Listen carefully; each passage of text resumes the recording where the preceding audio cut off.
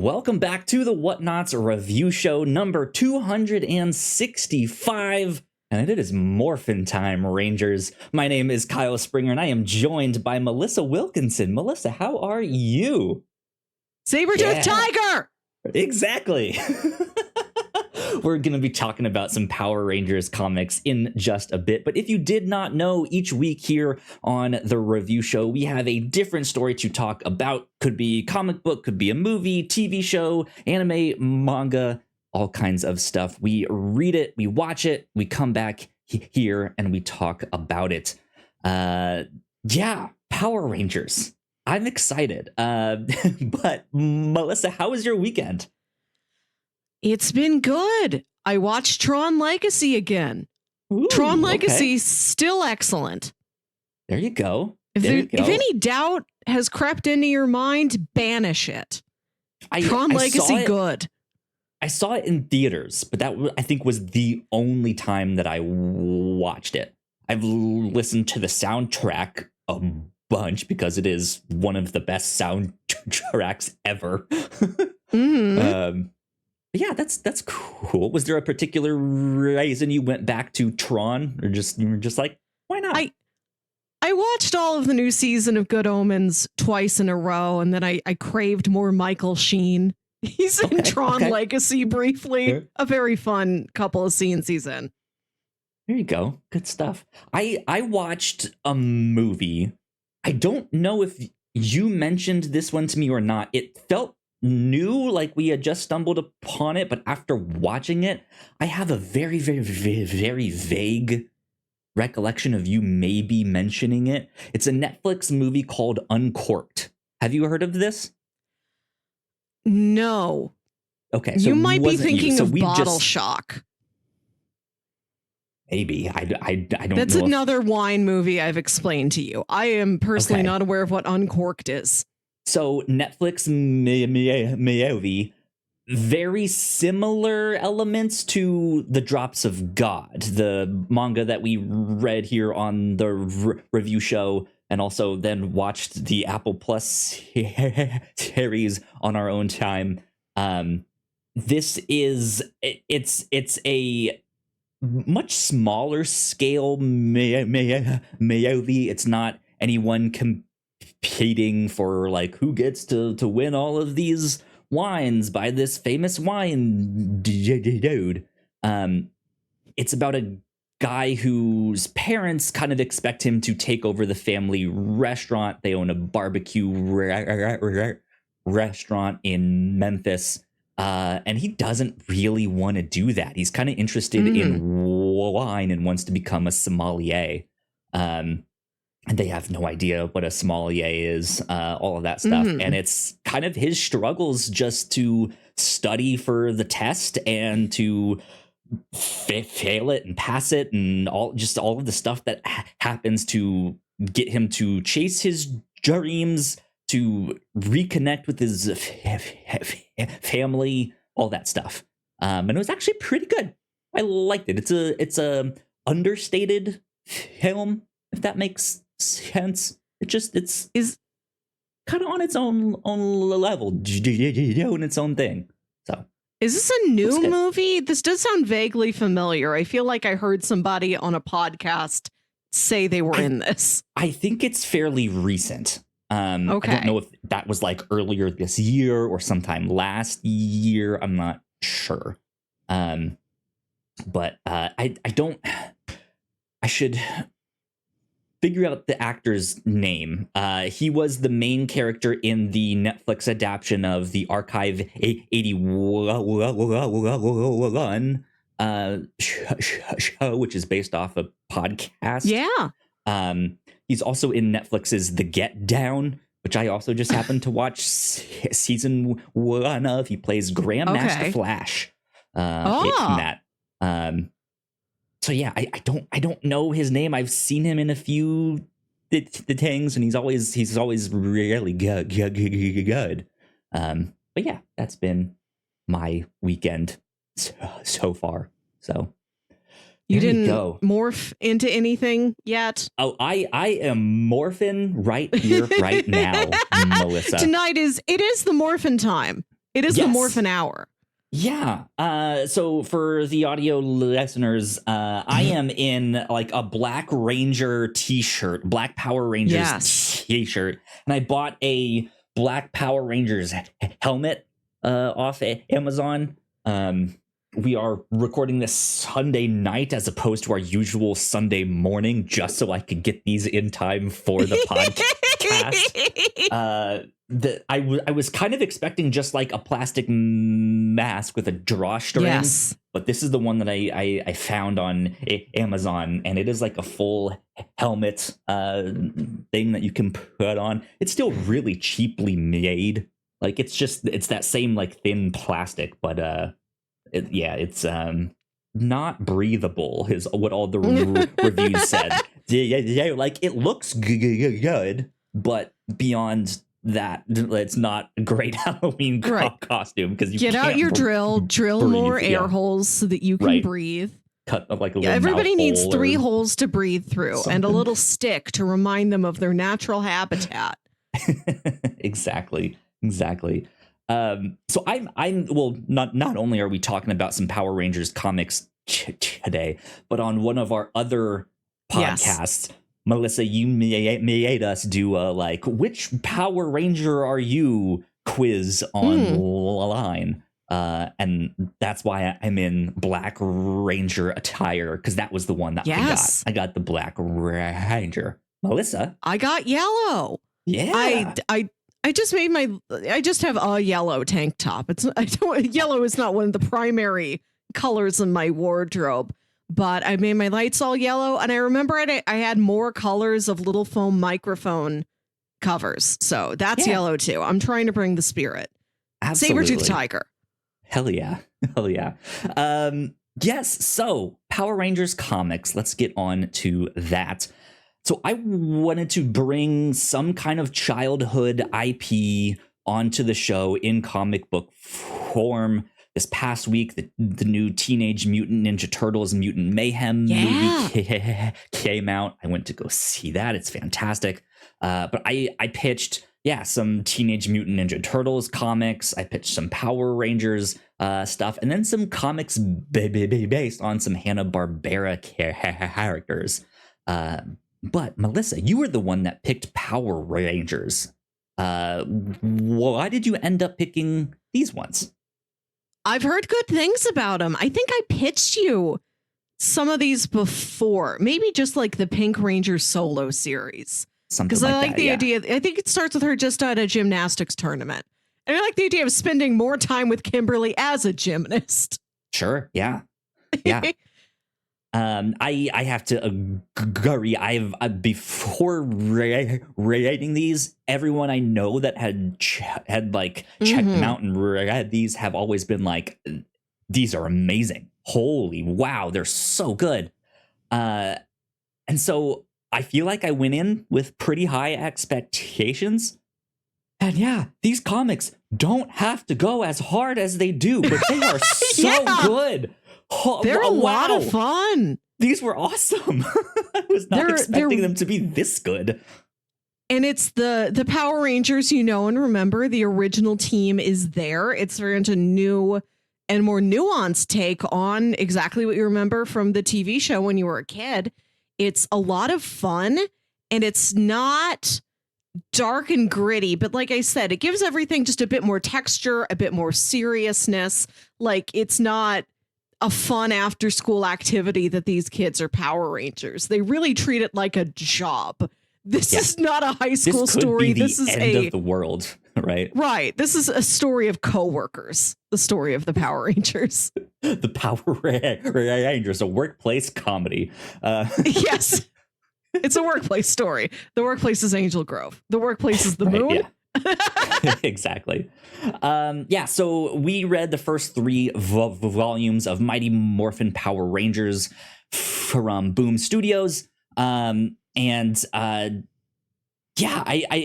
interesting because we typically read like 2 volumes of a comic on the show whenever we do comics. I went with 3 volumes because just kind of by the artwork, like what was on the covers of these things and the short little descriptions, it seemed like these first 3 arcs or these first 3 volumes were a little bit more of like, that's Act 1.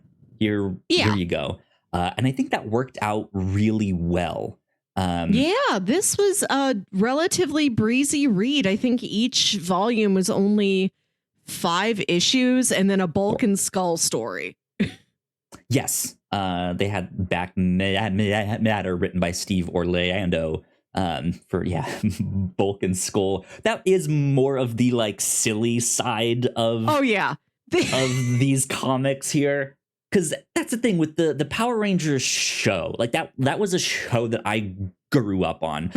Back behind me, I have a bunch of Power Rangers action figures still in the boxes. I'll get one and pull it up here in a sec. But there's kind of an inherent silliness to what the Power Rangers was back then, because it is a Japanese show that is redubbed and recut into this its own brand new story with these other bits added in. And as like serious as it is to a kid at that time, me being like 6 years old, who knows, it's just kind of silly looking back on it. All these like big like karate movements and action stunts that are just like, this is ridiculous.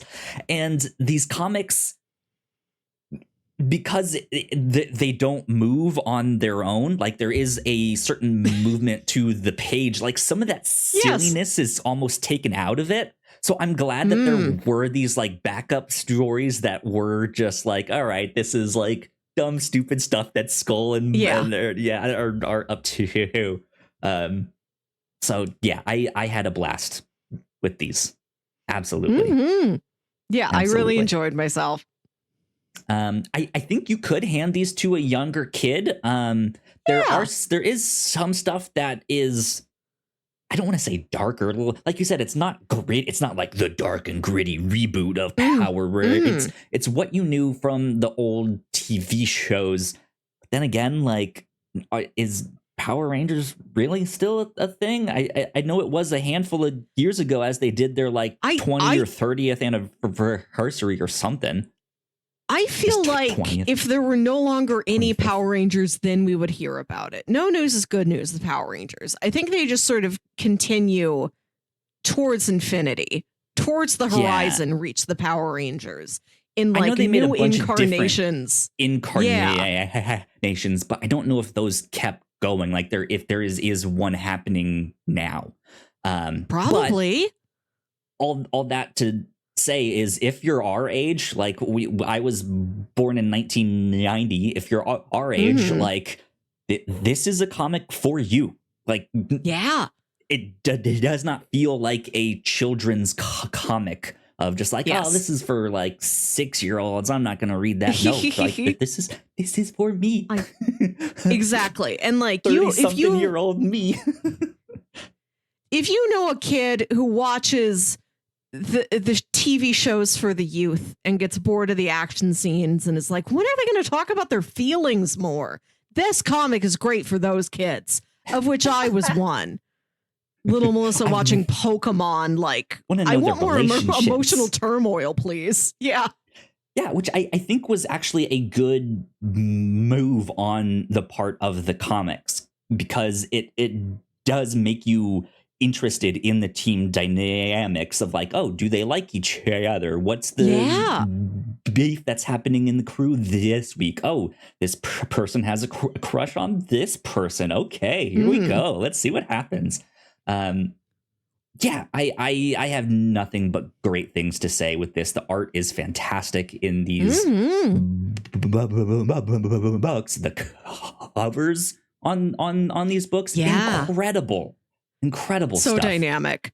So yeah, I nothing but good things to say with all of that. Yeah, I was really happy we did these.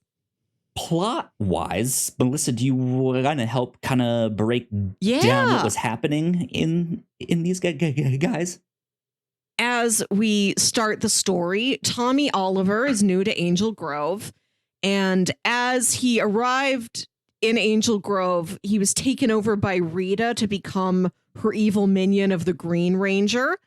But he has now shed that. He has now become part of the team. He's the Power Rangers Green Ranger. He's like, I'm not with Rita anymore. But he is still... Why are you holding up Jason? I have the whole set, but it's the Red Ranger. He's the leader. I can go get the black one if you want. Please just slowly over the course of the show, scoot back there, pick up another one, bring it up to the camera. They each have their turn. I just think it's funny that Tommy is the entry point of view character in this story, and you go back there and you don't get Tommy. Whatever. But he's still dealing with Rita's voice in his head, kind of mocking him, menacing him. It's making him screw up. The other Power Rangers are still like to varying degrees. Like, how we don't know him that well. How much do we trust him? Like, is there still some residual dark Rita energy to him? And it's about them learning to trust Tommy, learning to shake this off, and them coming together as a team to fight Rita's next great scheme. Yeah. And we see a whole bunch of familiar characters. From what I vaguely remember from the show and the movies early on, some of these early plot points are things that happened in the show, but I feel like they're adding some nuance to them, or some new twists on them. There's some stuff that happens by the end of this third volume that's like, okay, now they're off to the races on their own story, and that's cool. So yeah, I say check these out. We got to read these on Comixology Unlimited. I think they had a few more volumes up there that you can read from the series, but these have also been so popular and so successful that they've done spin-offs of these. So they almost kind of do, from what I understand, I think that they have the like Mighty Morphin Power Rangers book, which is more so about them in the suits, in their Zords, fighting evil. And then they have Go-Go Power Rangers, which is more of them like outside of their suits. I think they have like mini series about different characters, stuff like that. They've done a lot with these Power Rangers books here. So there is a lot for you to dig into and chew on, which I might do now that I've gotten myself started on these. These were like, okay, I kind of want to know what happens next. So there you go. But I say we take a quick break for housekeeping. And when we come back, we will start diving into the story a little bit more in depth and take it from there. So yeah, we will be right back. Here at the Whatnauts, we make multiple different shows, and a lot of hard work goes into making them. So we would love it if you check them all out. If you enjoy our shows, patreon.com/thewhatnauts is the best place to show your support. For just $1 a month, you can get early access to episodes, and at our $3 tier, a Patreon exclusive podcast, The Pilots Club. You can even get a shout out and thank you on most of our shows at the $5 tier. And if you're one of our patrons already, thank you so much. It means the world to us. You can find out more information on our website, thewhatnauts.com, as well as your favorite podcasting platform of choice. When you type in The Whatnauts, all of our shows will pop up right there. Just don't forget to give us a nice rating and review if you like the shows. You can also find us on YouTube and Twitch for video versions of the shows, trailer reactions, and live streams. And lastly, we have merch. If you want to grab yourself a shirt or a hoodie or a mug or something else, head over to thewhatnauts.com/store to pick up some merch today. All right, we are back. Once again, a big shout out to all of our Patreon supporters. We love you a lot. We appreciate you. It means a ton. over on the Pilots Club this month in August 2023, we got to talk about the pilot of Veronica Mars, a show that I had heard a lot about. I had heard good things. Kind of like right before the pandemic, it had a 4th season revival. It was one of those shows, along with like Twin Peaks and stuff, that got the like, what if all the actors came back and we did a new season? We watched the pilot of Veronica Mars. So go check that out. That's at our $3 tier and above on Patreon. Right here on the review show. Speaking of Veronica Mars, Kristen Bell is an actress in that. And last week here on the review show, we finished our coverage of The Good Place. We watched all seasons of The Good Place over the past few months and got to talk about it there. We talked about season 4 last week. What a good show. Yes. Great finale. Holy Truly moly. good. Yeah, absolutely. Over on the Reactor Core, where we do all of our spoiler casts and stuff, you can go hear our thoughts on Barbie and Oppenheimer in a Barbenheimer experience. Mm-hmm. And we also got to talk about the recent Venture Bros movie. So if you're into those things, go check out our spoiler casts on those. And then over on the Captain's Log, like I said, we recently took some quizzes to be like, hey, what Power Rangers are you? Yeah. We also took a second quiz. Yes. Just in case, from another site. So if you want to hear the results of those, one of which might shock you. Yes. The second quiz would reel off the rails. Exactly. We are following the results of the first quiz, which I feel like I should say it was from Sideshow, the collectibles and statuette company. Yeah, exactly. So yeah, go check out all of that stuff. We got plenty of things happening here at the Whatnauts. But without further ado, let's get into spoilers for the Power Rangers. Okay, Power Rangers. So this was an interesting one because this first volume starts with issue 0, which probably came out a little later, like after the success of like the first couple issues, if I'm not mistaken. Okay. Or it might have been like a free comic book day issue to be like, hey, here's the kind of thing that we're going for here. And it was interesting because it starts in the middle of things. That first issue, at least in the like collected trade, I was like, I have no idea what's happening here. I have no idea. I'm kind of lost. I don't know. But then immediately, once you get to the real issue 1, it's like, okay, let's catch you up. Here's Bulk and Skull as they do their like live stream on their phones and explaining everything that's happening. They've got the sort of Flash Thompson dynamic where I seem to remember them making fun, not actively bullying, but just sort of generally mocking the kids who are secretly the Power Rangers while they adore the Power Rangers and want to join them. Yeah, absolutely. Biggest fans of the Power Rangers themselves. But not the people that are actually in the suits, and they Jason, don't know who's in Billy. the suits. Yeah, they have no idea. But yeah, they are also kind of your in character for this series. They are the like everyman on the street, as they are the ones like reporting the news, essentially running like a YouTube channel. And then like as these different Zords attack and stuff like that, they're just like, man, dark day for the Ranger fans. Wow, our city's destroyed, and one of them might have betrayed them. Oh no, right? It's just, like they are taking it so serious. Yes, and that's what I like about this. Like, it's not it's not making fun of like the fiction itself takes itself seriously, which it helps you to get into the book and what is happening.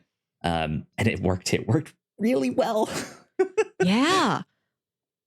What go ahead. No, did you have a question? Please quiz me. I was just gonna move on to like, hey, did you have like a favorite like of the new kind of dynamic between the team members or new characters that you got to spend a little bit more time with and actually know their feelings? Was there a moment in this series that stood out to you?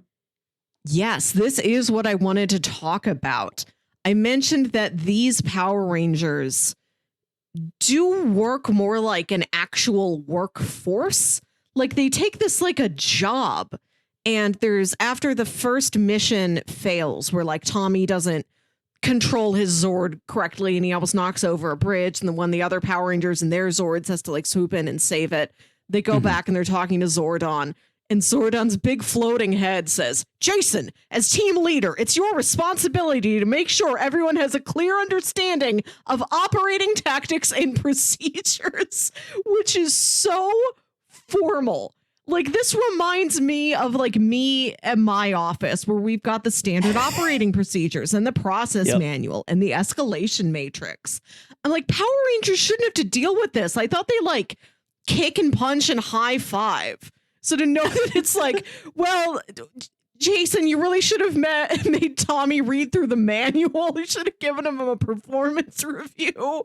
Like it, I mean it when I say it's a bit more, maybe not like an office, but maybe more like any sort of force, any sort of military or paramilitary force we've seen in another show where they have like, not paperwork, but like there are rules. We have a boss. There's bylaws. There's an organizational structure here. Exactly. There's a constitution, which is one of my favorite things that happens every now and then in like DC Comics or the like DC cartoons. The Justice League also always has like, well, should we vote in this new member? Yeah. Well, then we're like, well, according to the bylaws, because he got voted out this one time, like he has to serve 6 months probe, right? It's just like, what is happening here? No, don't do this. Go punch something.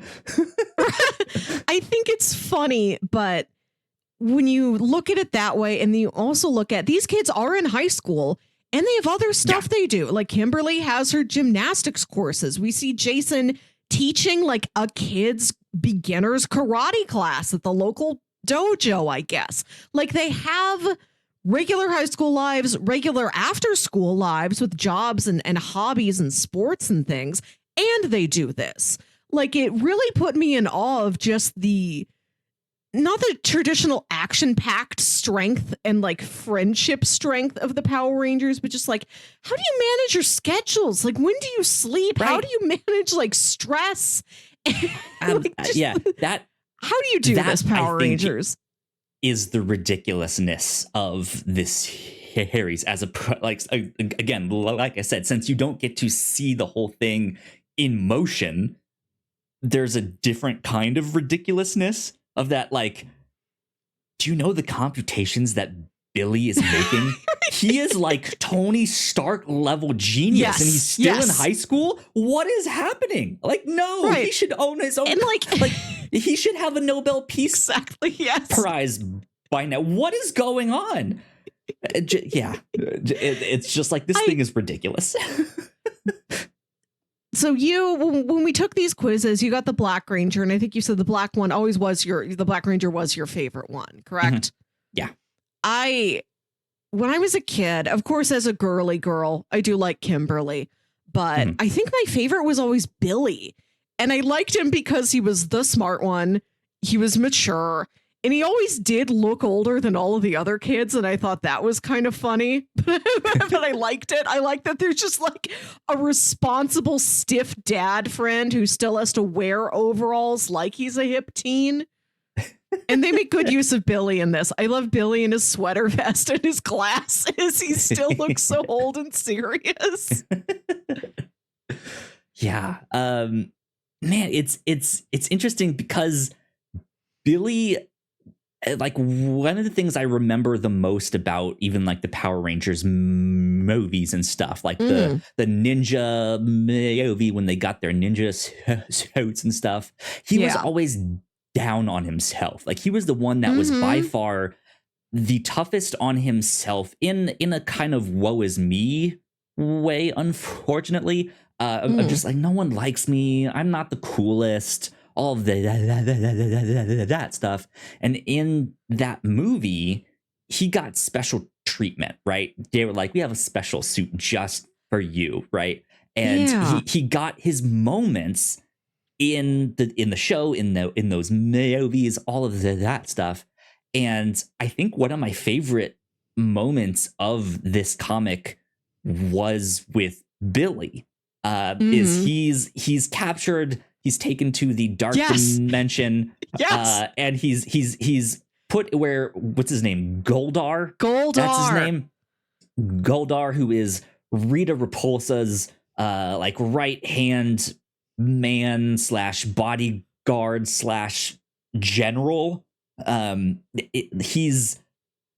He had previously disappointed her with letting the Green Ranger get away. And so he's in this like self-imposed exile / punishment into the dark dimension. I think she did put him there. Like he says later, he's like, this is my dimension. I can still exert certain powers over it, but my mistress has imprisoned kind me of what here. I mean by self-imposed. I'm beholden to her will. Yeah. He's like, I can technically escape whenever I want, but I deserve this. Like, I am the one that I want her to say her. I can leave. Yeah. Yeah. And yeah, they're in this dark dimension together, just kind of in this void of nothingness. And they have a heart-to-heart. Like, they have this real, like, great moment where they are like, this is the most characterization that Goldar has ever had, period. Yes, and I loved it. that we're taking a real emotional look at Goldar's motivations. And I took a photo of this just off of my tablet screen. It's so funny. There's one panel that's just Billy and Goldar awkwardly standing there imprisoned next to each other in the void. And then Billy says, so we're not going to speak at all? And Goldar says, there is nothing to discuss. And he's like, well, we're both prisoners. We have that in common.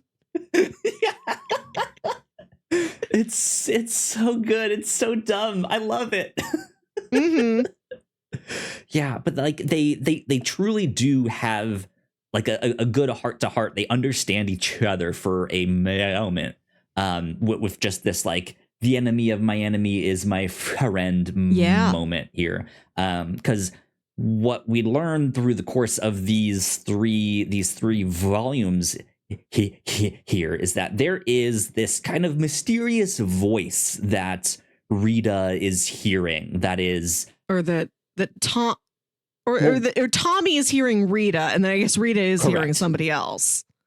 Like Tommy is manifesting what he thinks Rita would say. I took that as like, she's not actually talking to him, but it's like his like PTSD, so to speak, his like guilt for what he did. But it like, so he's hearing her voice, but then she gets approached by this like mysterious figure, and he's like, I have a proposition.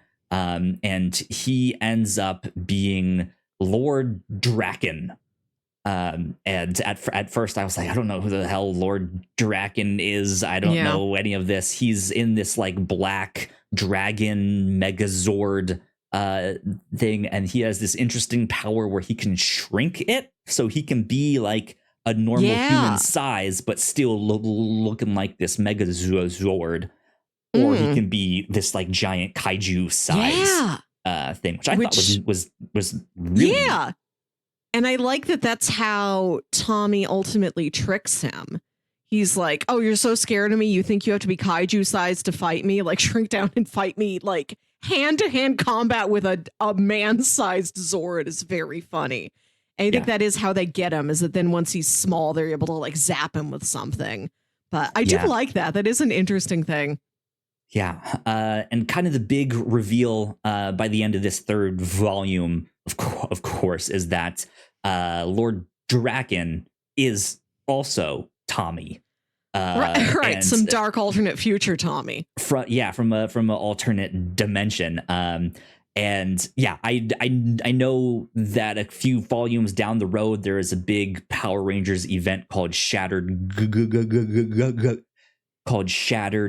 Grid, which kind of revolves around like this is the culmination of Lord Draken's story, stuff like that. So there's some interesting things coming up in this story that we did not get to, which is why I'm like, I should go back and read more of these because these were good. But yeah, I like that is like I just said, like the interesting thing of like, oh, now they're doing something unique, or at least from my time watching Power Rangers, they never did this like alternate dimension time travel. Well, there was the like time travel Power Rangers, but like it's not right. Like this is an original story that hasn't been covered in any of those old shows or stuff like that. But I do remember like the story of the like, well, I don't remember it, but I remember watching it, right? The story of the Green Ranger and how he used to be evil, and like there was the White Ranger after that, right, like all that which stuff. Is like, if you're just watching this sometimes on Saturday mornings when you're awake at the right time and your parents don't make you leave the house to see grandma or anything, that's hard to follow when you're real little. Like he was a bad guy and then he was a good guy and then he's still a good guy, but now his costume's inexplicably different. Oh my God. Right. Yeah. Like and then there's a movie and the movie's like kind of the same continuity as the show. And that's the thing. I watched it religiously. Like this was my favorite thing of all time. I've told the story over on the Captain's Log, one of our other podcasts. But when Power Rangers became huge, it was like so incredibly difficult to get all of these toys and stuff, and get all of the Megazords and all of their like weapons and stuff. I had Tommy's like dagger flute thing. I had the white saber thing. I think I had the like red pistol that they shoot. I forgot that they had guns in this. They each have their like pistol thing here. I had all sorts of stuff.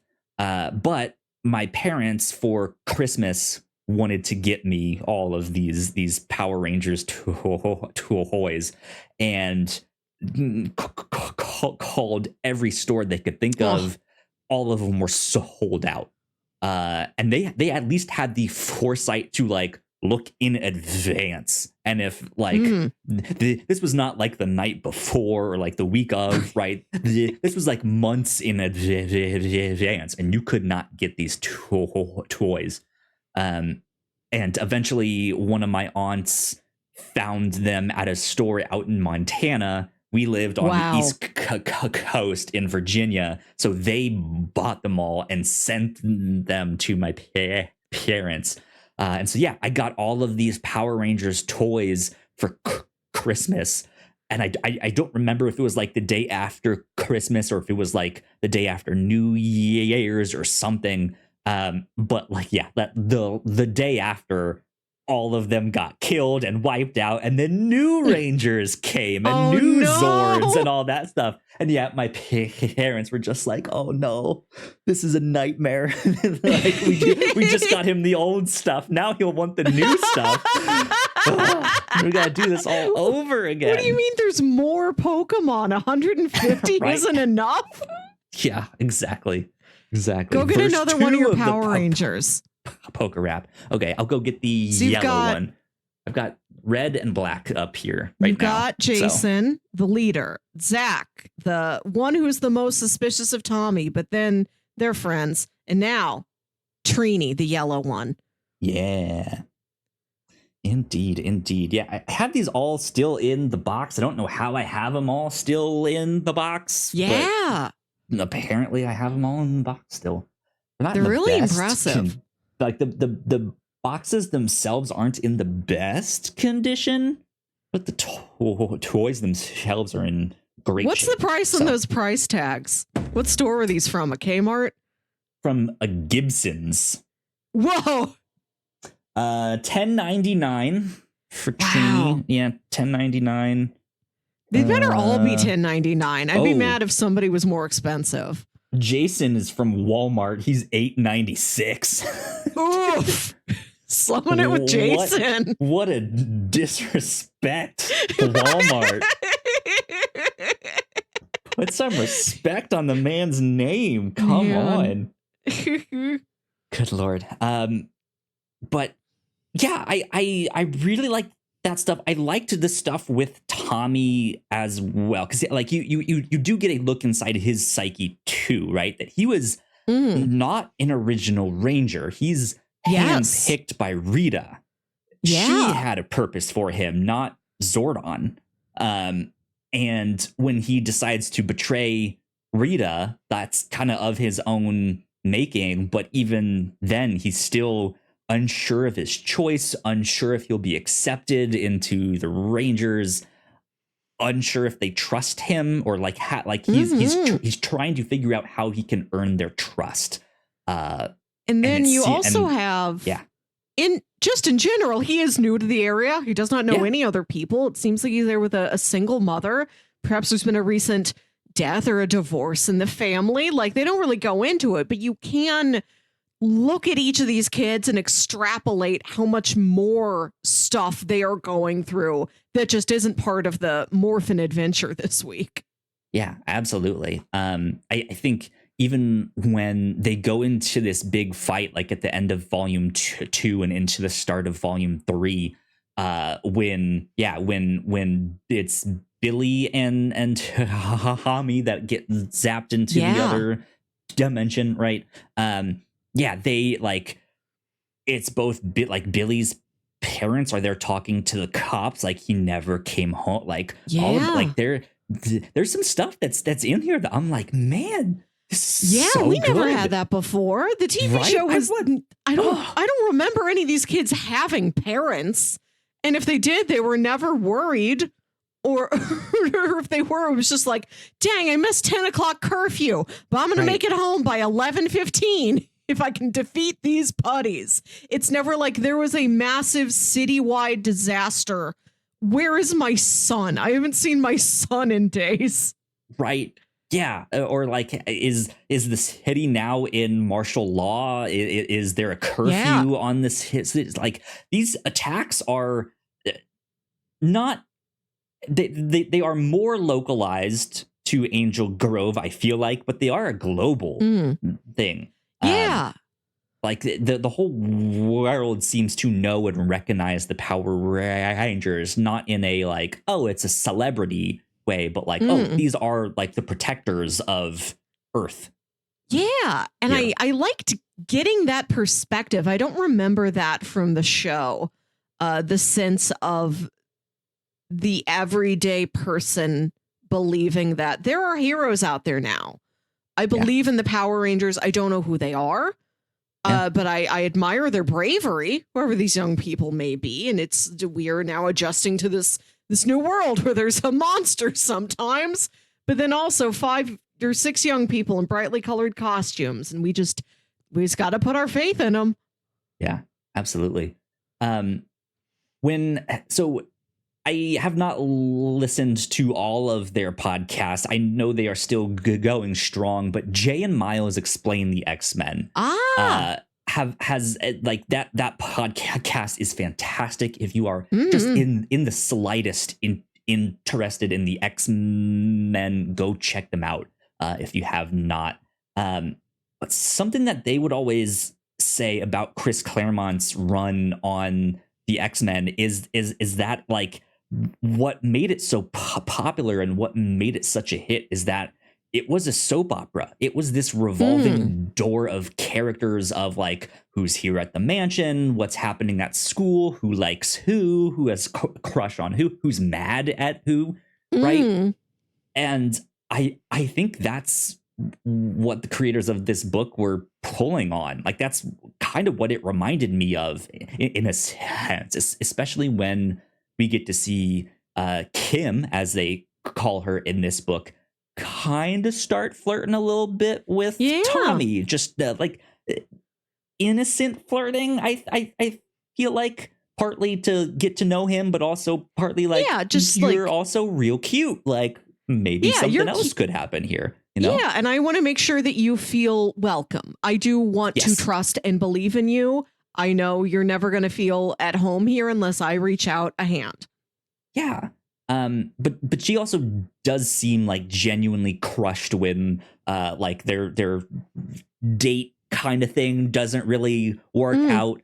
But that is the kind of thing that I think drew me into the book, is that I now know like the emotional state of these people going into these fights here, and they can enter a battle, and I can be like, oh man, something's about to go wrong because Kim is off her game. She just got rattled because this person like threw her out, right? Like it feels like there are much more stakes in these fights now, and I think that's why I care about this stuff. So man, bravo on all of this, because it was awesome. I liked the team dynamics because, again, I don't remember there being much of that from the show. Maybe I just watched it too sporadically. I was too little. I wasn't really paying attention. Thank you. Who is here to join the party? Here is Kimberly. Kimberly, yeah. Beautiful. I'm starting to save get Billy for last. I'm just like a floating head now on you're just building top a of all my protective action wall. figures. Yeah. It's like when you're little and you just snuggle into the giant pile of stuffed animals and your little head sticking out like an ET. Right. Yeah. I can just do the thing where I stick up my head over the can get me back fence. Here. Right. Yeah. I'm safe. I don't remember there being a lot of individual dynamics in the show. That I think like there was sort of a Tommy Kimberly romance, but I don't remember like this is how Billy and Zach feel about each other. I don't really remember sub romances or friendships or rivalries or distrusts, or like you and I are we're a science team. We repair the Zords together. You and I do this together that the other people don't do together. And I like that we are establishing this here. Like you've got Jason's the leader. It seems like Kimberly's, I don't want to say second in command. I don't know if there is officially a second in command, but there are scenes where they talk to each other outside of, actually being at the Ranger headquarters about how Ranger stuff is going. And like you see Billy and Trini working together on various technological things. Right. And like Trini has to step in when Billy is kidnapped. And it's still like, you have a boggling amount of information about these things. Like, are you guys going to Caltech or something? What are your plans? What are any of you going to do with your lives when you're not Power Rangers? Or is that the whole plan? Mom and Dad, I'm not going to college. I'm going to be a Power Ranger full time. Yeah. No, there's not a pension. In the show is that they never really had scenes where they are working on the Zords, where they're fixing them up. I like that a lot. That was an aspect that I was also really interested in as kind of a mecha anime fan. That's in a lot of Gundam style shows of just them like working on the mechs of like, oh, I need to recalibrate this system, or here's an upgrade for it. And yeah, that was interesting too. It seems kind of like Billy was their mechanic mostly, but even still, like that's just like, that's what the overalls were for. Yeah, interesting. This is something that I never I saw, or at least don't remember from that original series that I think is a brilliant new look at, like, oh yeah, you do have to store these somewhere. Yes. Where do 5 high school kids get giant hangers to hide these in? Like, where do they go? Where do they get all of the technology and equipment to do all of this? Well, okay, it's in their Zordon just like summon this like somewhere. Thinking about their headquarters, I was always like, is this a pre-existing building that they took over? Did Zordon build this? Where is it? Do they all just carpool there? Is it far away? What's the commute to go see Zordon? How much is their Uber ride to get out there, right? I like that this story does take a closer look at just the practicalities of being a Power Ranger, like how much time it takes away from your day, how much you really need to work on like team morale and team building and things like that, and like spend your downtime. All right, I got to tune up this Zord. We've got this like danger room type place where we can run different scenarios and practice different battle plans X-Men, and things like that. Exactly. I love a danger room type space where it's like, this is our safe space to practice, to experiment, to challenge each other, to run all of these different tests and like fine tune ourselves so that when the battle comes, we can like immediately snap into action because it'll just be muscle memory at that point. Which again is like, when do you get sleep or see your families or like write a history paper? Exactly. I want to learn so much more. Like plagiarism when you don't have time to write it, and right, yeah, you can't have one of you write all of the papers and then just all 5 of you turn in one paper. I do want to know, like, broken down even further, like which one of you is in charge of taking like first aid lessons, which one of you like drives the carpool. Which one of you is the one who like calls everybody else's parents when you're about to go into a battle? Like, hey, Zach, hey, Zach's mom, this is Billy. Zach's going to spend the night at my place. Boy, we got a big test to study for. You're going to see Zach tonight. Okay, bye. Yeah, which one of them's in charge of? Guys, after we defeat this big chicken monster, don't forget English term papers. Romeo and Juliet. What are your thoughts? Let's hash it out now. Exactly. Maybe they do it in the danger room. They like simulate scenarios. Like, what would happen if I handed in this paper to my teacher? We're not simulating a battle. We are simulating speech and debate class today, Zordon. Good Lord. Yeah, so another big important element of the Power Rangers is Zordon and Alpha. Is that his name, right? Yeah. Alpha 5. Alpha 5. What did you think of them in this book? I love them. I'm just always happy to see them. I like that Zordon's like a big, very serious head in a jar like a dad. The aesthetics of Power Rangers always fascinated me when I was a little kid. And even now looking at these, like this is not exactly my jam. I have like a cursory amount of like nostalgic fun with it, but I'm never going to be the person who goes into sub Power Rangers and it's like, yeah, I'm into Wildstorm and Times Rangers and Jungle Force, and these are all the different iterations and every different like I can't do that. That's not me. But when I just look at them, they make me happy. Just the way a Power Ranger looks with their little Harlequin outfits, those big helmets with no eyes and mouths that don't move but are still on there. They just have these like fixed plastic mouths on the outsides of their helmets. I think it's so funny. Exactly. They just have lips that do nothing. Why have the lips? Yeah, like you would think like even if it was like fabric or something, you would still see their mouths move like Spider-Man or Deadpool, right? But no, it's just like a hard armor plastic bat thing. nipples. Who knows what? Right? Yeah.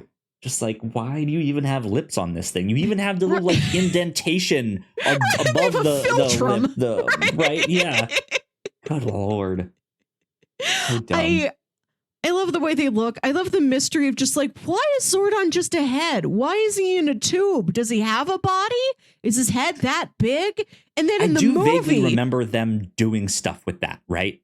Yeah. I remember in the movie, like somebody, Rita or Ivan Ooze or somebody like breaks in, wrecks the place. And Zordon's just like an old man wearing like a big blanket and he's just old and sick. And it's like so weird. Like my dad was in the hospital a couple of years ago for just like some very cursory run of the mill old man, like normal procedure. But my brother and I still went to go see him. Billy's here. Billy's at the party. Billy's here. There we go. And we see our dad and he's just has some like knit blanket pulled like all the way up to his chin. He's like kind of knocked out from whatever he was on. He's kind of glassy and like cold and pale and weak. And he's fine. And then my brother and I were walking away from the hospital room and we turned to each other and we're like, did that remind you of Zordon? Like that image of like this big, larger than life, mysterious, foreboding, but like he's Oz, comforting. Right? He's the man behind the curtain, but like not you can a grifter. Yeah, but you can trust him. You're like, I don't know what this guy's deal is, but I know he's on my side and I know he's going to steer me in the right way. And he seems just sort of eternal and all powerful. And to see Zordon just sick in bed pretty much. He's just an old man in a big sweater. It was like a real haunting image. That vulnerability still sticks with me today. And of course, I like Alpha 5. I like that he's just sweet. He did get one good. I like the I. He's just excited to be there. He's happy to help. He's never snarky or anything. Like he's a real team player, Alpha 5. I always liked that about him. Yeah, and came through in these comics when their headquarters got destroyed and Rita takes him and rips him apart, but his head still works. So he's able to like get a signal out to be like, hey, I'm still here. I need help. Also, here's what happened, right? Yeah, they do some awesome stuff. I think to pull in another reference that I saw in this was the design of the Black Dragon Zord. Looked an awful lot like an Ava unit with the teeth and the way the like chin looks, as well as the like little spike thing on its head there. It's not as skinny as the Ava units look like in Neon Genesis Evangelion, but it had the same mouth, the same teeth, which is scary and freaky and but I really, really enjoyed that like even something like that gets referenced in a Power Rangers thing, which I'm like, sense. you are hitting all the right buttons, you are pulling all the right strings. Tale I like this of teen angst about getting in a robot. I want to shout out one particular monster, which is when Rita Repulsa, we see her go international and she attacks Italy with a huge monster that's the Vitruvian Man with like 4 arms and 4 legs. That's so cool. Why have I never seen that before? I was so happy to see it now. Massive, nude, multi-limbed man just attacking Rome or wherever. Yeah, and apparently they got his speech functionality just by Googling like Da Vinci quotes or something like that. So he's just like saying things that supposedly Da Vinci said in a random I'm going to invent sequence, an air screw. Right? Someday they'll name a turtle after me. Exactly. They had just like it's kind of wild to think that we really haven't gotten many modern day examples of this like Super Sentai style show, but a more dramatic version, like a version that is not the like wild arm movements and karate, but like an actual like, what if we took this serious? I know we did get a more recent Power Rangers movie. And I have to be honest, I did not see that, so I don't really know what's in that one. 2017's Saban's Power Rangers. How did that compare to this? That one's not too far off in terms of the emotionality of what are the inner lives of these kids? What are their struggles? It's less, I mean, it's kind of right on the edge of being dark and gritty, but dark and gritty in a free-form original TV series sort of way, where it's like... Which, at its most reductive, is kind of where these comics sit. Yeah. But I don't think that's a bad thing, right? Yeah. I enjoyed 2017's Saban's Power Rangers. I like the team dynamics, like how much time the team tries to spend with each other, being aware that after what we went through with like Zordon, this mysterious gray floating head said, we're all Rangers now. Whatever this means, we take it seriously. We know we are now bonded to each other, even though none of us know each other. We go to high school, we see each other around, but none of us are existing friends. And it's like, we ought to be existing friends now. There's a nice training montage. Kyle, one of the tropes on our bingo sheet that you keep putting on there and haven't been able to cross off yet is didn't realize my own strength. There's a great didn't realize my own strength montage in 2017's Saban's Power Rangers when they first get their powers and they're just like accidentally like ripping doors off hinges and stuff. Right. And then they're like, okay, we have to practice. We need to get to know each other and like our new bodies and powers and what it is that we can do. There's a nice sense of camaraderie in that movie. I enjoyed it. I'd watch it again. Okay. Yeah. Interesting. So I know the author of these comics, Kyle Higgins, is writing some comics right now that are kind of taking off. And it is kind of in a similar vein to these like Super Sentai stuff. It's the Radiant Black comics, which I've mentioned recently on the show. I just read volume 1 a couple weeks ago. Incredible stuff. It is awesome. Which won't be one of my recommendations at the end of the show here. But that I think is the closest thing that I've seen to kind of what I want out of like a Sentai style show or comic or something like that. And now that I've read these, absolutely want to keep going with these comics here to check it out, because heard nothing but good things. I think I even saw a like Rangers Academy comic, so I'm wondering if it is like when they get out of high school, they are then training up the next generation. Something like that would be neat. Yeah. I'm not sure if that was actually what is happening in that book or not, but I briefly looked at the like Power Rangers Boom Studios website, and then they were on like Power Rangers issue 111. I was like, whoa, there's a lot of this stuff here. Wow. I'm so behind. I do like that about Power Rangers, is that I admire that it's a franchise that can continue in all these different ways. It can always start anew, but also have the continuity of events where an older Power Ranger comes back. I know that's happened several times. We just had some new movie on Netflix earlier this year. There's some event called Forever Red, where it's like, here's every Red Ranger we could get, and they're all together. And I think Bulk is still around, or like has been around in recent years. Like Bulk's son or nephew or somebody is a Power Ranger, or Bulk's like the equivalent to Ernie, where he owns like the place they hang out when they have downtime and they confide in Bulk. Cool. Yeah. Interesting. At Bulk's gym. Right. Something like that. That's cool. I want to talk a little bit about the Bulk and Skull comics at the end of each volume. These are so fun. They're like in a much more cartoony style. They're shorter. They're just straight up jokes.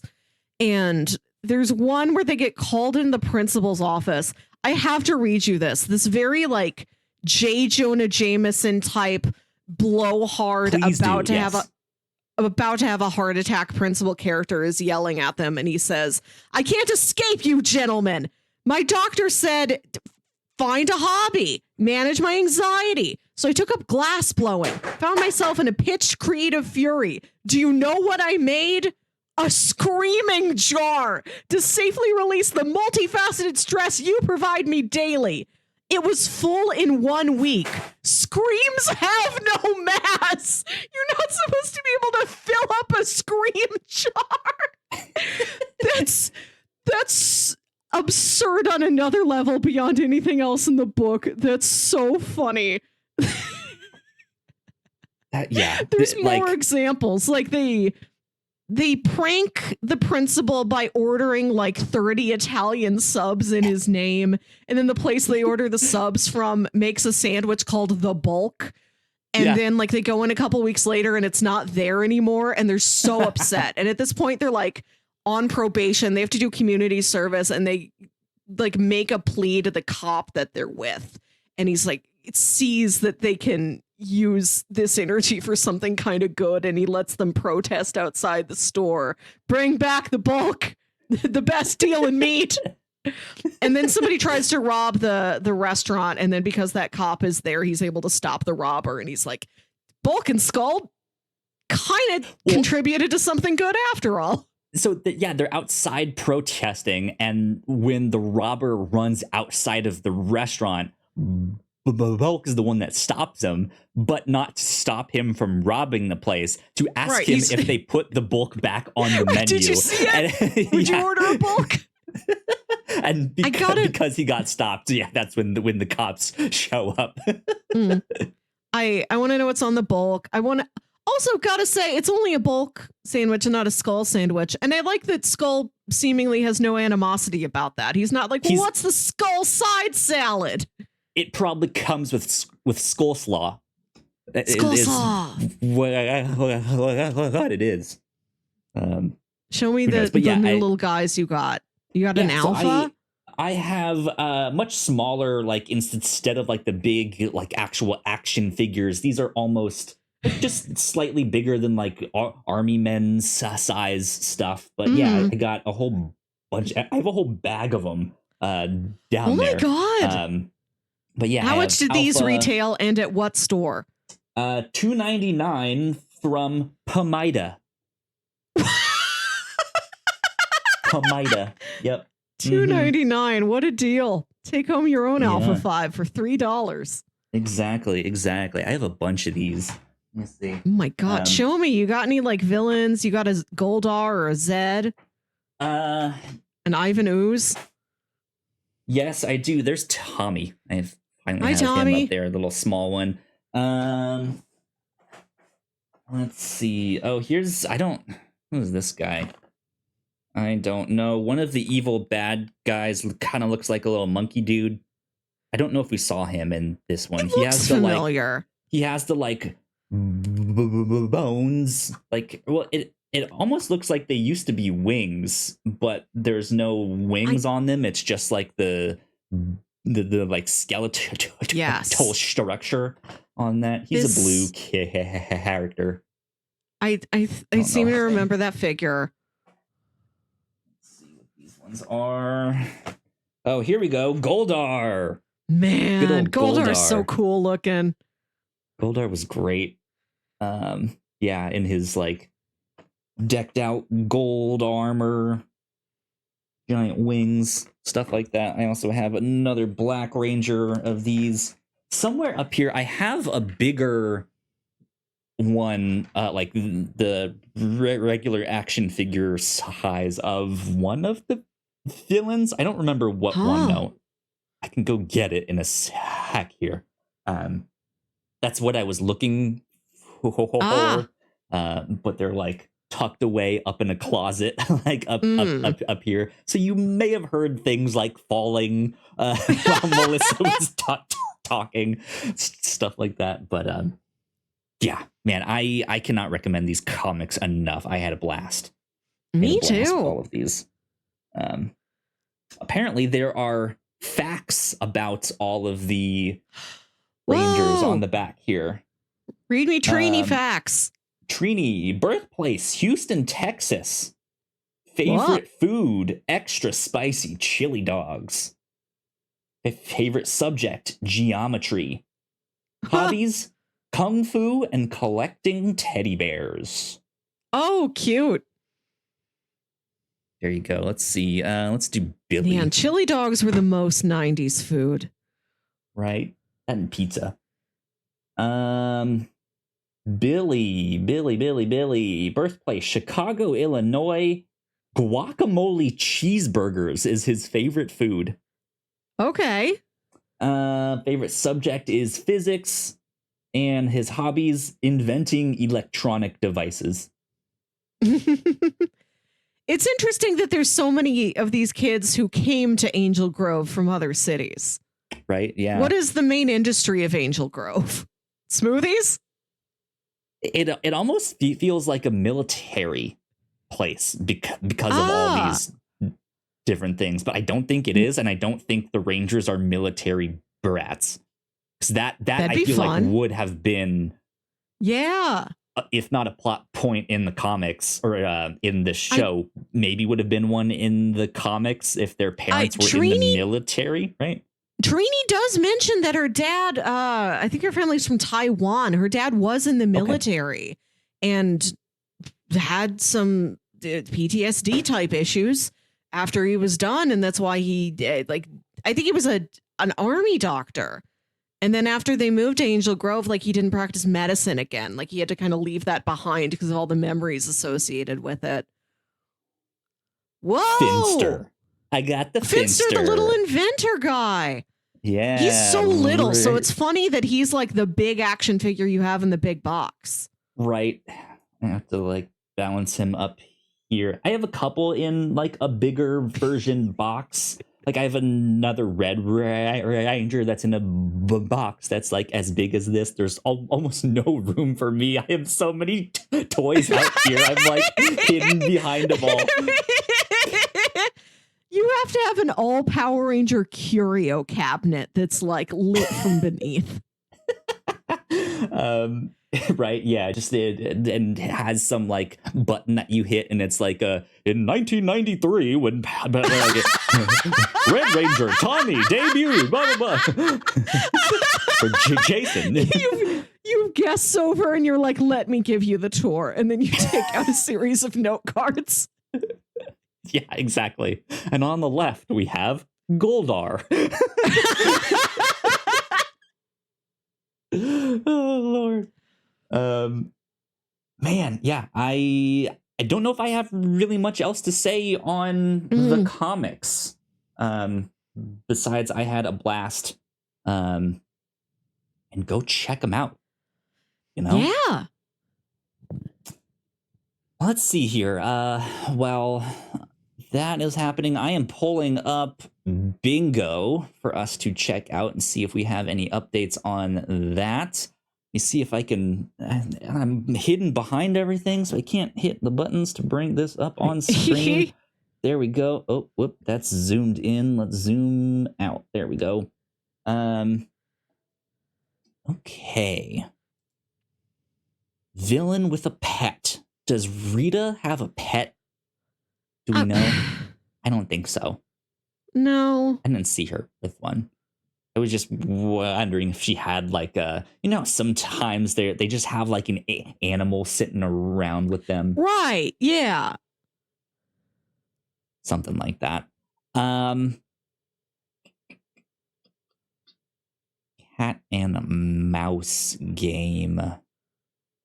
Trying to think if Lord Draken playing with them would kind of be a cat and mouse game, but I don't think so. That's not really what I was going for. I was thinking more detective story, and the culprit is playing with the detective, leaving clues, stuff like that.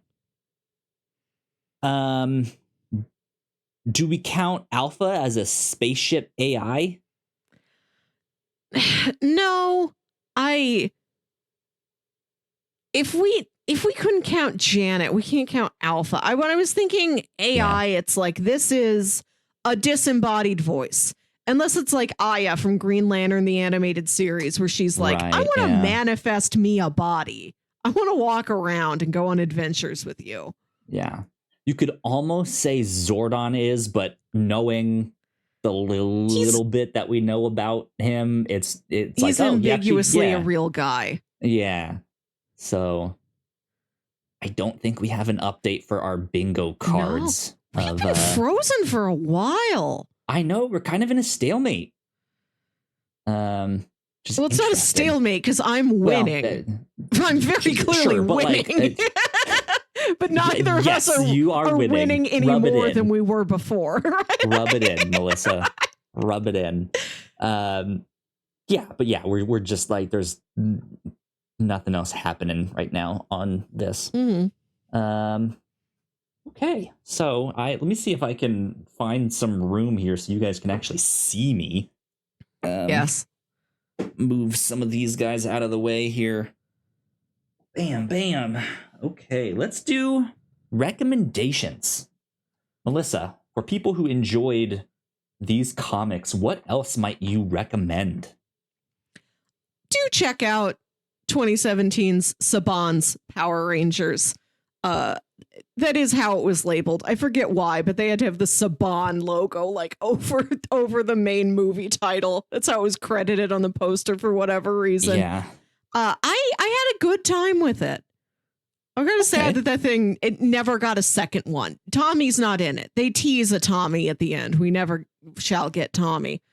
I forget, was this last year or the year before that for one of our ongoing monthly series, we read Kaiju Max, which also takes these very familiar, tropey sort of stories of like big robots, big kaiju, men in suits, super Sentai Rangers. And it's set in a world where these Sentai Rangers are the wardens of these giant prison islands that that house kaiju prisoners. Mm-hmm. Yeah. And you follow some of those characters. Like there's a Sentai character who like almost gets like stepped on or something just by one of these huge inmates, and then keeps like subconsciously like powering up his armor, like adding on like more layers and more armor and more guns and turrets and things like that. Just whenever he gets nervous, he just grows more guns. Yeah, that was a fantastic series of comics. I loved that one a lot. And yeah, I thought of that book a lot as I was reading this. And that one's got its more serious, more dramatic moments, but I think on the whole is quite comedic. There's real goofy little bits in there. Reading these Power Rangers comics reminded me a lot of a tabletop RPG called Masks. Masks is from the tabletop company Powered by the Apocalypse. That's the name of the company, name of the system. I forget which, but it's a very sort of streamlined tabletop RPG system that's not as dense or as crunchy as Dungeons and Dragons. It's got like a limited number of like power sets and things you can do. It just takes like 2d6. It's more improv-y based, which is why I really took to it. And it is a teen superhero game. I Googled it real quick. I'm on the page for Magpie Games, and they describe it as be the hero you want to be. Halcyon City has had more than its fair share of superheroes, super teams, supervillains, and everything in between. Your team of young supers must forge your own path amidst the pressures of a world full of people telling you what to do and who to be, and kick some butts along the way. Masks, a new generation, so I guess they've got a second version now, is a superhero tabletop role-playing game full of adventure, youthful angst, and dazzling bravery. Take on the roles of members of the latest generation of superheroes, young adults trying to figure out who they are, what kind of heroes they want to be. So this is not obviously a Sentai type story. It's more along the lines of like a Teen Titans or a Young Justice or something like that. You, the comic expert, could name more. A Runaways, a Young Avengers, any number of youthful superhero teams. But I imagine if you wanted to do like a Sentai story, you could maybe kind of adapt it. And the way we played our game was like very much about like our inter-team dynamics and like grudges and rivalries and budding crushes and like brotherhoods and things like that. And they've got different archetypes you can play. And my archetype, he was like a technopath. And I made him the son of a famous henchman, just like the go-to henchman guy. If you need some help, you call this guy, you hire him. He's a henchman at large. And I'm his snooty teenage son. I'm like very Draco Malfoy. My father's going to hear about this. That's great. It was really fun. I played that campaign several years ago. It never had a full ending. I don't know what any of the rest of my party mates are up to, but I have very fond memories of masks. Please enjoy masks on your own. That's cool. That's cool. Let's see. Of course, if you want the nostalgia of the original show and you want more shows like it, I also grew up on things like VR Troopers, Big Bad Beetleborgs. All that's a Big Bad Beetleborgs. I used to have action figures of those too when I was younger. I no longer have them. But the Beetleborg action figures that I had were like shiny and metallic. That was neat. But yeah, it's just the same style of like Super Sentai show. These ridiculous like karate moves and action and explosions, and they fight these weird little monsters and stuff like that. Yeah, go check that out for sure. I already mentioned Radiant Black, which is a comic published by Image Comics that Kyle Higgins, who wrote these books, is making along with a number of other people. It's interesting the way that Image is doing it, because they're an independent publisher. They're not like everything that they publish is in the same universe. It's just all the creator-owned stuff. So a number of these creators kind of got together and was like, hey, what if we make a shared universe here? And so they have like Radiant Black, Radiant Red, Radiant Pink. They have a few other characters and books that are out there. And it has been picking up some steam. It's been real popular. Like I said, I read the first volume recently and instantly was like, this is one of the best books I've read in quite a while. This is so good.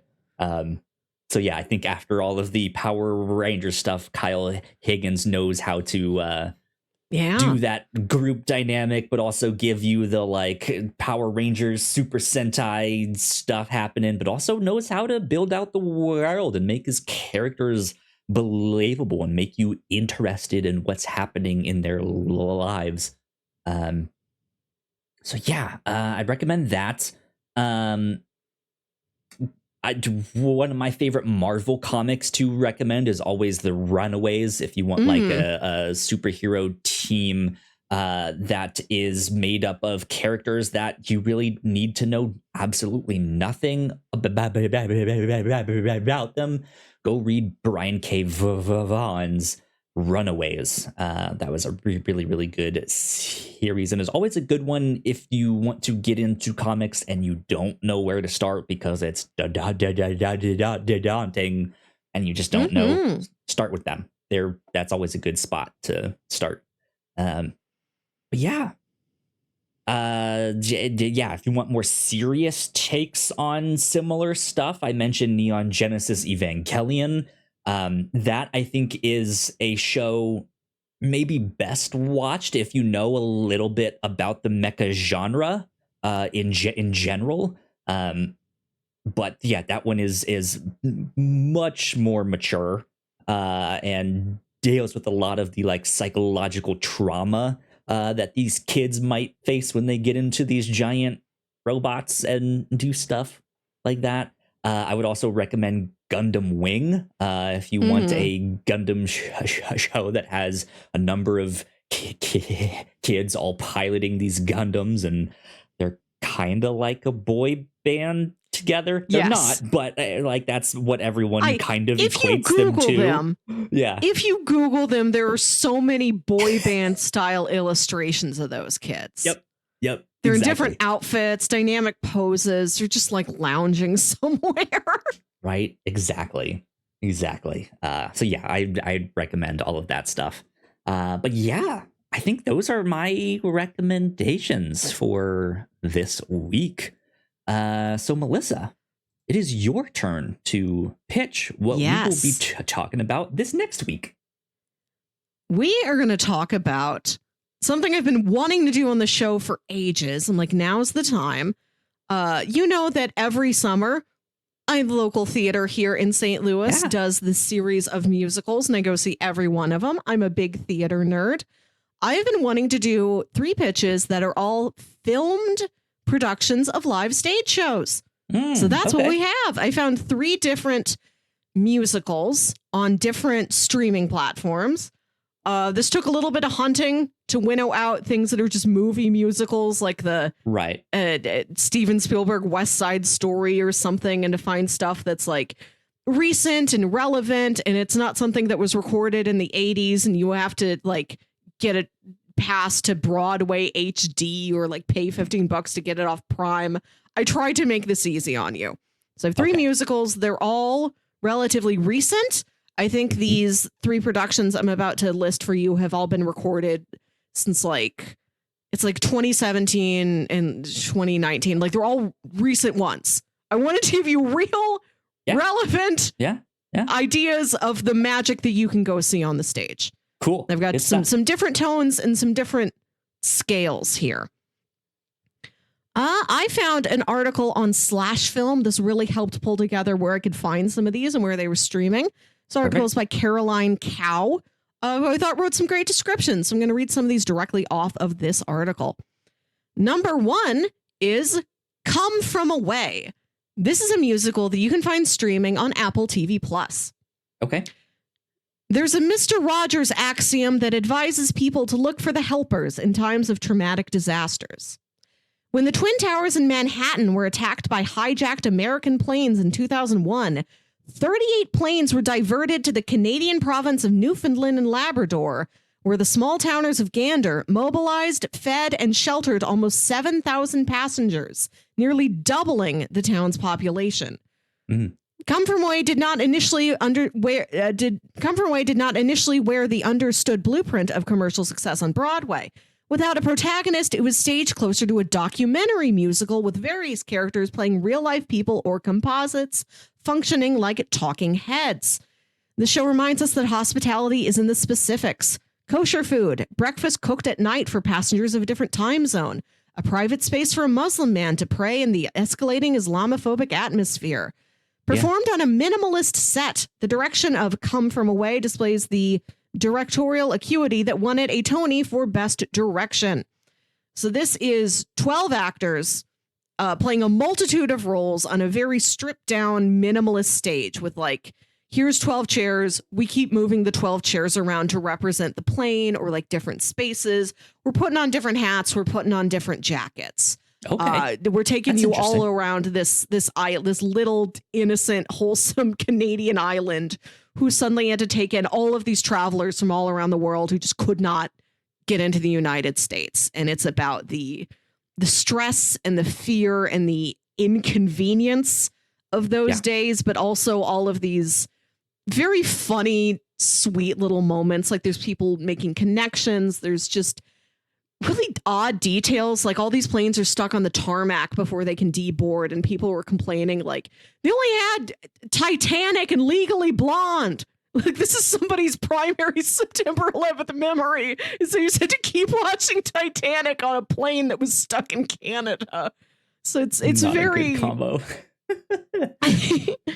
I have seen this play live, and I believe this staged production filmed for Apple TV Plus looks very similar to what I saw on stage. This is a musical with a great variety of emotions to it. Pitch number 2, lightening it up just a little bit. Newsies! Get your papers here. Extra.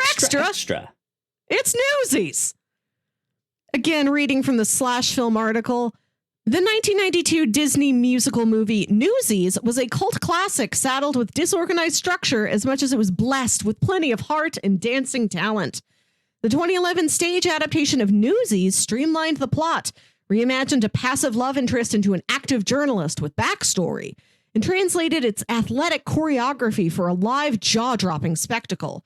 There's nary a moment where somebody doesn't show off their vocal or athletic prowess with Alan Menken's songs.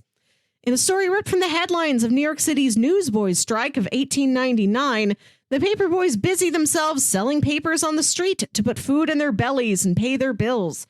However, when the New York World publisher Joseph Pulitzer jacks up the price of the newspaper, which hinders the paperboys' already struggling business. Led by the plucky Jack, the paperboys ultimately decide to strike. The ensuing brutality tests Jack's faith in solidarity. You can watch the Newsies sing and dance on Disney+. Cool. Yeah, I have also seen Newsies live before. I don't remember it quite as clearly, but fun, rambunctious, just bunch of boys in hats jumping around, wanting to be kings of New York. And then pitch number 3. This one I am not reading from that Slash Film article. I Googled a bunch of articles yesterday. I forget which one pointed me in the direction of this. But on Paramount Plus, you can find the SpongeBob musical live on stage. Wow. This is, I believe, the most recent of these. There has been a SpongeBob SquarePants Broadway musical, unique in that it has numbers written by a ton of like pop stars. Like there's John Legend wrote a song. Panic at the Disco wrote a song. They Might Be Giants wrote a song. And it's all these different styles combined together for a big, wacky, colorful SpongeBob musical wherein there's a volcano that's about to erupt and destroy Bikini Bottom. And it's about the citizens of the city trying to figure out what to do. Like paranoia creeps in. There's fear. They're like, that Sandy's a land mammal. We don't trust her. Get her out of here. And a bunch of sardines make Patrick into their new god. There's a lot going on in this. This is the one I had not seen on stage before, so I actually have already watched this production that is on Paramount Plus so that I could know what I was in for. This is remarkable to see brought to the stage. It is a living cartoon. The way they have translated all of these classic SpongeBob characters into live stage costumes. I can't even. I'm breathtaken by Squidward alone. I could not take my eyes off of Squidward. There's somebody on the stage doing sound effects live, like wacky footsteps and a slide whistle. Like they pull out all these ridiculous props. Like Interesting. I've never seen anything quite like it. Not to steer you in this particular pitch's direction, but if you don't pick this, like, go watch it on your own time. I was really dazzled by the creativity at play in the SpongeBob musical live on stage. So those are our 3 pitches from the serious and the stark and minimal come from away, the athletic prowess jumping around with Newsies, or the cartoon underwater delight of SpongeBob live on stage. Oh man, you ramped these up more and more wild and intense as they went, right? I don't know. There's something about just the minimalism that is on my mind of that first one that I think would be interesting to watch. I might do that on my own time. I think I might go right in the middle and do the Newsies. Newsies on Disney Plus. Okay. Yeah, I think I feel like that's a good balance of the, like, it's not so minimal, but it's not so wild and crazy as what the SpongeBob ones sounds like, which that also sounds just like a spectacle to go see. Please right? do watch it. I really enjoyed watching that live SpongeBob musical. Or just Google it. Just Google it and look at what this thing looks like. Right. Yeah. But yeah, I think Newsies would be a good pick to do next. Okay. I'm happy you picked this one. I wanted to pick musicals. I think SpongeBob and Come From Away are still in their like Maybe they're on Broadway, maybe they're on national tours, but Newsies is like you could see a local high school or community theater do Newsies. Yeah. So that's why I wanted to put it in here. I'm like, what are musicals Kyle could see and might want to see? Okay. Well, there you go. That is what we will do for this next week. Newsies, which you said was available on Disney Plus. Yes. And of course, they've got the original movie from the 90s. I think stars a young Christian Bale as one of those dancing kids. But yeah, we were watching the filmed live on Broadway version of Newsies. Cool. And yeah, just one more little small thing of housekeeping for down the road at the end of the month. Our next end of the month special, which we will do through the remainder of the year, except for December, in which we don't do one. We are going to be reading some Hellboy comics. So we will read the first 3 Hellboy comics, or the first 3 volumes of Hellboy for the end of this month. So just one thing to note for down the road. But yeah, I think that wraps us up for this week. So, Melissa, where can people find you on the internet? I still do have a Twitter and an Instagram at Wilkywit, WILKYWIT. For more 90s nostalgia, listen to my podcast, Saturday Morning Obscurities. And I mentioned I used to play a campaign of the Masks tabletop role-playing system. That was on a podcast. If you're intrigued, you can listen to it. The podcast was called The Lost Library. It had a couple different ongoing RPG live play campaigns on it. The Masks game was called Fifth Watch. We were like the 5th generation of heroes to watch over that particular city. That's where the name comes from. So we haven't done it in like 3 or 4 years, but those episodes still exist. You can hear them. Cool. Good stuff. If you guys want to follow me, I am at Yo Kyle Springer on Twitter and Threads and Blue Sky. If you want to stay up to date with all of the stuff that we do here at the Whatnauts, we are at the Whatnauts on Twitter, at the Whatnauts official on Threads, and we are on Blue Sky too at the Whatnauts. So please go like, share, and subscribe. We got plenty more videos right over there for you. But this has been number 265 of the Whatnauts review show. We will see you all next time. Bye. Bye.